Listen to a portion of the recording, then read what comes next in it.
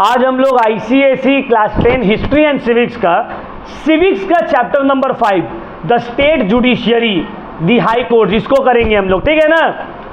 Last class हम लोग supreme court किए थे और इस क्लास हाई कोर्ट करेंगे। तो जो लोग सुप्रीम कोर्ट नहीं देखे हो पहले उसको जाकर देख लो, अदरवाइज हाई कोर्ट समझ में नहीं आने वाला है। समझ में आ रहा है ना बात। सुप्रीम कोर्ट को समझना इंपॉर्टेंट है हाई कोर्ट चैप्टर पढ़ने से पहले। चलो स्टार्ट करते हैं। हाई कोर्ट जो है कोई भी स्टेट का सबसे हाईएस्ट कोर्ट रहता है, जैसे कि वेस्ट बंगाल हो गया, महाराष्ट्र हो गया, तो हर स्टेट का सबसे हाईएस्ट कोर्ट क्या रहता है? High court. At present India में 25 हाई कोर्ट्स है। सर स्टेट्स तो ज़्यादा है तो हाई कोर्ट 25 कैसे हुआ? बाबू हर स्टेट्स का अपना हाई कोर्ट नहीं है, बहुत सारा हाई कोर्ट दो स्टेट शेयर करता है आपस में। समझ में आ रहा है ना बात। जैसे कि अपना जो बंगाल का हाई कोर्ट है तो ये वेस्ट बंगाल का भी हाई कोर्ट है और अंडमान एंड निकोबार आइलैंड का भी हाई कोर्ट है, ठीक है। 3 among them have jurisdiction over more than one high court, जैसे कि Guwahati high court. Guwahati high court 4 states के लिए कॉमन है, जैसे कि असम, अरुणाचल प्रदेश, मिजोरम एंड नागालैंड, ठीक है। उसी तरह Chandigarh high court, Chandigarh and Haryana and Punjab. Bombay high court, Gujarat, Maharashtra and Goa. समझ में आया? बहुत सारा हाई कोर्ट्स है जो कि एक से ज़्यादा स्टेट के लिए ऑपरेट करता है। तो हाई कोर्ट का कॉम्पोजिशन क्या है? देखो, सिंगल इंटीग्रेटेड जुडिशियल सिस्टम। देखो इंडिया में जितना भी हाई कोर्ट है ये सब सुप्रीम कोर्ट के अंडर आता है। ये लोग बाउंड है सुप्रीम कोर्ट का बात मानने के लिए। समझ में आ रहा है बात? क्योंकि हम क्या पढ़ाए थे, हम लोग का इंडिया में सिंगल इंटीग्रेटेड जुडिशियल सिस्टम है, जिसका टॉप में सुप्रीम कोर्ट बैठा हुआ है, उसके नीचे है हाई कोर्ट्स, उसके नीचे है बाकी सब ऑर्डिनेट्स कोर्ट्स। तो हाई कोर्ट जो है पिरामिड स्ट्रक्चर का सुप्रीम कोर्ट के नीचे आता है। समझ में आया? तो कंपोजिशन क्या है? देखो, सब हाई कोर्ट का एक चीफ जस्टिस होगा और अदर जजेस रहेगा। एक रहेगा चीफ जस्टिस जो कि हेड जज रहेगा उस हाई कोर्ट का, और अदर जजेस में कितना नंबर रहेगा ये स्टेट टू स्टेट डिफर करेगा। समझ में आ रहा है? कोई फिक्स नंबर नहीं है हाई कोर्ट का जज का, ये स्टेट टू स्टेट डिफर करेगा। अपॉइंट कैसे होगा जजेस of high court? Chief justice of high court को अपॉइंट करता है president of India after consulting the chief justice of the Supreme court and the governor of the state. The appointment of other जज, देखो अगर कोई state का chief justice, कोई state का हाई कोर्ट का चीफ जस्टिस को अपॉइंट करना है तो कौन करेगा? प्रेसिडेंट। प्रेसिडेंट अपने मर्जी से नहीं कर सकता है, वो किससे पूछेगा? चीफ जस्टिस ऑफ इंडिया से, कि sir chief justice of India sir हम क्या इस एक ABC जो इंसान है इसको बॉम्बे हाई कोर्ट का चीफ जस्टिस बना दे। उसके बाद बॉम्बे का गवर्नर से पूछेगा, महाराष्ट्र का, कि सर ये ABC को हम लोग आपका स्टेट का हाई कोर्ट का चीफ जस्टिस बना दे। समझ में आया बात? और बाकी सब जज कैसे होगा? अच्छा, chief justice of supreme court क्या अपने से फैसला सुना देगा हाँ बना दीजिए? नहीं, उसको भी 2 सीनियर मोस्ट जजेस से कंसल्ट करना पड़ेगा, तब वो प्रेसिडेंट को अपना फैसला सुनाएगा। ध्यान से समझ लो बात को। कोई भी, इधर देखो मेरा बात को ध्यान से समझो, कोई भी जज को हाई कोर्ट का चीफ जस्टिस बनाने के लिए कौन अपॉइंट करेगा? प्रेसिडेंट। प्रेसिडेंट अपॉइंट करने से पहले पूछेगा चीफ जस्टिस ऑफ इंडिया से। चीफ जस्टिस ऑफ इंडिया कोई भी सजेशन देने से पहले सुप्रीम कोर्ट का 2 सीनियर मोस्ट जजेस से कंसल्ट करेगा, उसके बाद अपना जो भी डिसीजन है वो प्रेसिडेंट को बताएगा। फिर प्रेसिडेंट जो स्टेट का हाई कोर्ट है उस स्टेट के गवर्नर से कंसल्ट करेगा, करने के बाद कोई भी इंसान को उस स्टेट का हाई कोर्ट का चीफ जस्टिस बना दिया जाएगा। और बाकी अदर जजेस को कौन अपॉइंट करेगा? बाकी अदर जजेस को भी प्रेसिडेंट ही अपॉइंट करता है और पूरा सेम प्रोसेस रहता है पूछने का। बट अदर जजेस को अपॉइंट करने के लिए प्रेसिडेंट उस हाई कोर्ट का जो चीफ जस्टिस है उससे भी कंसल्ट करेगा। मतलब सुप्रीम कोर्ट का चीफ जस्टिस से कंसल्ट किया, सुप्रीम कोर्ट का चीफ जस्टिस जो है वो बाकी जो 2 सीनियर जज है सुप्रीम कोर्ट का उससे कंसल्ट करेगा। फिर प्रेसिडेंट जो है वो गवर्नर ऑफ द स्टेट से कंसल्ट करेगा, और जो स्टेट का हाई कोर्ट है उस स्टेट का हाई कोर्ट का जो चीफ जस्टिस है उससे भी कंसल्ट करेगा। तब जो है कोई भी पर्सन को जज बना सकता है उस हाई कोर्ट का। क्लियर हुआ पॉइंट? इसको याद रखना है सही से।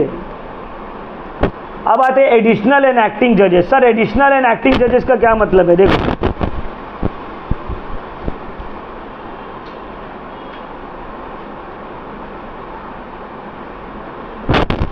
एक बार तुम जज बन जाते हो हाई कोर्ट का, तुम अपने ऑफिस में रहोगे 62 ईयर्स तक। कितना साल तक? जब तक तुम्हारा एज 62 ईयर्स ना हो जाए, until you attain the age of 62 years। ठीक है। अगर when a judge of a high court is unable to perform his duty, the president may appoint a duly qualified person to act as a judge। The acting judge holds office until the permanent judge resumes his duty। मतलब क्या है? देखो, कोई एक जज है high court का, वो बीमार पड़ गया, अब लंबा टाइम के लिए बीमार है, 6 महीना साल भर के लिए, उसके जगह प्रेसिडेंट क्या करता है? कोई दूसरा जज को उसके जगह में काम करने के लिए हाई कोर्ट में भेज देते हैं। इसको बोला जाता है एक्टिंग जज। ये कब तक ऑफिस में रहेगा? जब तक वो परमानेंट जज वापस ना आ जाए। समझ में आया बात? और एक होता है एडिशनल जज। एडिशनल जज का मतलब क्या होता है?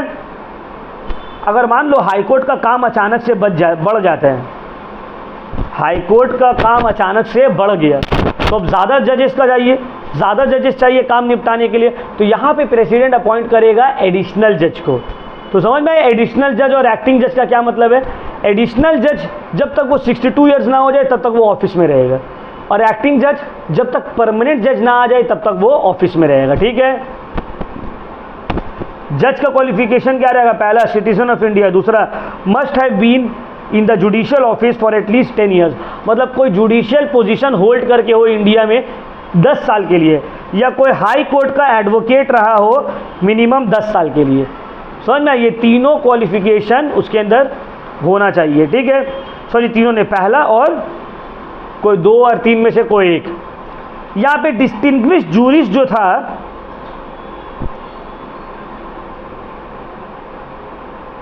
वो नहीं है। सुप्रीम कोर्ट में है डिस्टिंग्विश्ड जूरिस्ट, हाई कोर्ट में डिस्टिंग्विश्ड जूरिस्ट को तुम जज अपॉइंट नहीं कर सकते हो। ठीक है ना।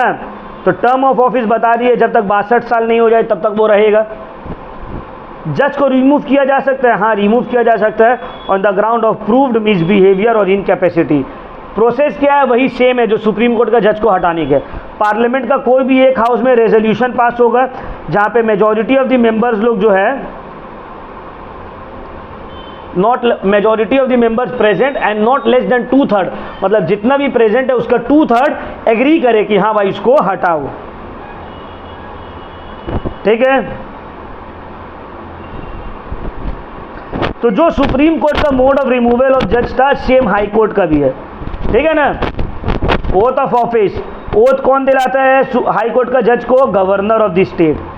समझ में आ रहा है? कौन दिलाएगा ओथ? ओथ ऑफ ऑफिस कौन देगा हाई कोर्ट का जज को? Governor of that state. Salary and allowances क्या रहेगा? जो पार्लियामेंट डिटरमाइन करेगा। पैसा कहां से मिलेगा? Consolidated fund of state. Consolidated fund of state, consolidated fund of India नहीं। ठीक है ना। चलो अब जाते हैं jurisdiction of the high court. High court का क्या पावर है? एक है ओरिजिनल जुरिस्डिक्शन। ओरिजिनल जुरिस्डिक्शन का मतलब ऐसे हम समझाए थे, वो केस जो हाई कोर्ट डायरेक्टली सुन सकता है, डायरेक्टली तुम हाई कोर्ट में जा सकते हो। एक है तुम्हारा जैसे कि कंपनी लॉ का केस, मैरिज का केस, कंटेम्प्ट ऑफ कोर्ट का केस। दूसरा है कॉन्स्टिट्यूशनल केसेस, जहाँ पे तुम्हारा कॉन्स्टिट्यूशनल राइट वायलेट किया हो, या जहाँ पे कॉन्स्टिट्यूशन को रिव्यू किया जाए, इंटरप्रेट करने का बात हो, जहाँ पे फंडामेंटल राइट्स वायलेट हुआ हो। और फोर्थ,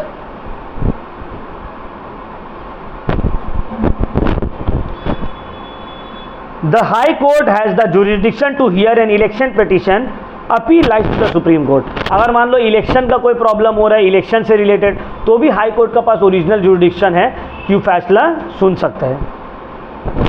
दूसरा है अपीलिएट जुरिस्डिक्शन। अपीलिएट जुरिस्डिक्शन का मतलब होता है जहाँ पे कोई लोअर कोर्ट में पहले केस गया, उसके बाद अपील किया गया है हाई कोर्ट में। इसमें सिविल केसेस में हो सकता है, घर बाड़ी का मामला में। मान लो हम लोग 2 भाई, हम लोग दोनों भाई में जगह ज़मीन का लेके केस हो गया। अब मान लो डिस्ट्रिक्ट कोर्ट में केस चला, हम हार गए। अब हमको ये हार मंजूर नहीं, हम हाई कोर्ट में अपील कर देंगे। समझ में आया बात? तो ये हो गया अपीलिएट जुरिसडिक्शन। फिर क्रिमिनल केसेस में भी हो सकता है where the sentence of imprisonment exceed 7 years, जहाँ पे सज़ा 7 साल से ज़्यादा का है तो वहाँ पे हाई कोर्ट में अपील किया जा सकता है। सेशन जज या चीफ मेट्रोपॉलिटन मजिस्ट्रेट का भी के अगेंस्ट भी अपील किया जा सकता है जहाँ पे सज़ा 4 साल से ज़्यादा का है, ठीक है ना। फिर रिवाइजरी जुरिसडिक्शन, रिवाइजरी जुरिसडिक्शन का क्या मतलब है? हाई कोर्ट में कॉल फॉर द रेक, अगर देखो हाई कोर्ट को लगता है कि कोई सब ऑर्डिनेट कोर्ट ऐसा फैसला सुना दिया जो उसके पावर में नहीं था लेकिन वो सुना दिया, तो हाई कोर्ट बोल सकता है कि भाई रिकॉर्ड भेजो सब। इसीलिए हाई कोर्ट को बोला गया है कि हाई कोर्ट इरेगुलरिटीज या जो भी गलती हुआ है नीचे वाले कोर्ट से उसको रिवाइज कर सकता है। If the High Court feels that the subordinate court has exercised a jurisdiction not vested in its power, it may make such order in the case that it deems fit. This is known as revisory jurisdiction. मतलब अगर high court को लगता है कि कोई फैसला सुनाया गया है वो गलत है सबऑर्डिनेट कोर्ट का, तो उस फैसला को कैंसिल करके हाई कोर्ट नया फैसला सुना सकता है। इसी को बोलते हैं रिवाइजरी जुरिसडिक्शन। अब आते हैं power to issue writs. Writs हम लोग डिटेल में सुप्रीम कोर्ट में पढ़े हैं, तो हाई कोर्ट के पास भी पावर है कि वो भी रिट को इशू कर सकता है, ठीक है। कौन कौन सा रिट? जितना भी रिट है, हेबियस कॉर्पस, मैंडेमस, प्रोहिबिशन, को वेरेंटोस, सर्टियोनरी, इसका मतलब क्या है ये सुप्रीम कोर्ट वाला में बताए थे। ये सब रिट हाई कोर्ट भी इशू कर सकता है।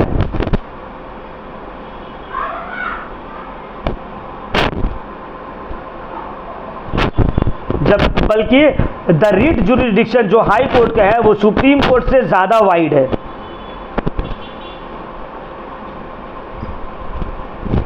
अब हाई कोर्ट को भी बोला गया कोर्ट ऑफ रिकॉर्ड। क्यों सर? क्योंकि हाई कोर्ट का जितना भी फैसला है इसको रिकॉर्ड करके रखा जाता है। समझ में आया?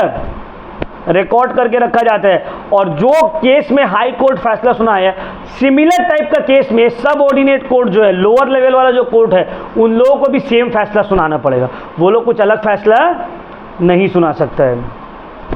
दूसरा जो रीज़न है इसको कोर्ट ऑफ रिकॉर्ड बोला गया क्योंकि हाई कोर्ट के पास पावर है कि जो भी उसके साथ बदतमीजी करे वो उसको पनिश कर सकता है, ठीक है ना।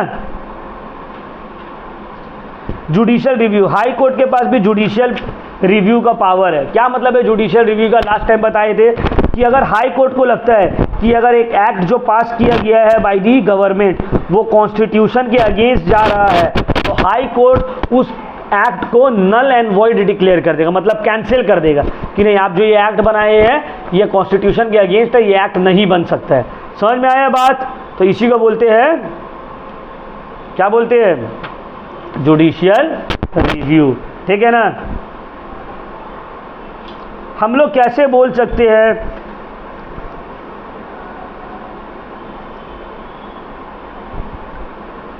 कि हाई कोर्ट जो है ये इम्पार्शियल है, ये इंडिपेंडेंस है, कोई तरह का दखल अंदाजी इसमें नहीं है। तो देखते हैं पहला अपॉइंटमेंट ऑफ जजेस।